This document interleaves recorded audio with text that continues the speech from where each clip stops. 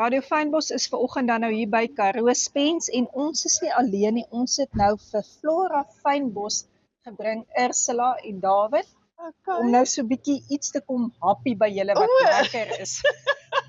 Môre, welkom Flora Fynbos. Daar sy.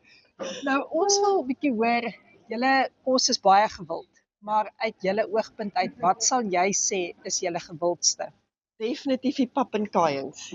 Ons is so verbaas. Ons het gedink in Desember gaan dit verkoop. En ons het nie geweet van die locals hier in Stilbaai nie. Ons het nie geweet wat sal hulle opinie wees omtrent pappenkaaiings nie. Maar ons is pleasantly surprised. Hulle eet daai pappenkaaiings, hulle is mal daaroor. Ons mense wat elke Saterdag kom net vir die pappenkaaiings. En ons kry al hoe meer nuwe mense wat kom, hulle sê hulle hoor van dit. Dis fantasties as hulle dit eet. Dis mal daaroor.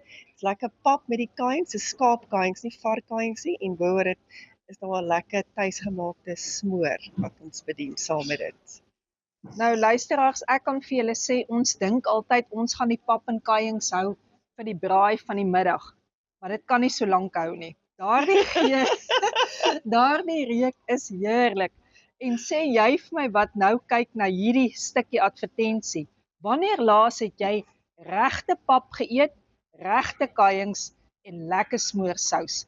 As jy sê lanklaas en jy wil iets terug onthou van jou kinderdae, kom maak 'n draai hier by Ursula en kom geniet hierdie pappenkaaiings, hulle gewildste dis, soos wat hulle sê.